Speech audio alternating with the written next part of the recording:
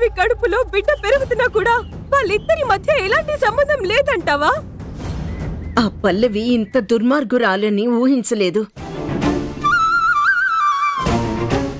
తనని నేను సొంత బిడ్డలా చూసుకుంటే నన్నింతలా మోసం చేస్తుందా? నాకు వెనక ముందు ఎవ్వరూ లేరు, అనాథనని చెప్తే అమ్మలా ఆదరించినందుకు నా కొడుకు కాపురంలో నిప్పులు పోస్తుందా? అసలు ఈ విషయం తెలిస్తే ఉష తట్టుకోగలదా? మీ నాన్న తట్టుకోగలరా? ఈ విషయం తరుణ్కి తెలిస్తే పల్లవిని ఏం చేస్తాడో ఊహించుకుంటే భయంగా ఉంది.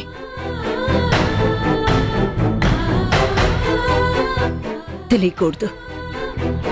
ఈ విషయం వాళ్ళ ముగ్గురికి ఎట్టి పరిస్థితుల్లో తెలియకూడదు. అలా అని నాకు మాటివ్వండి.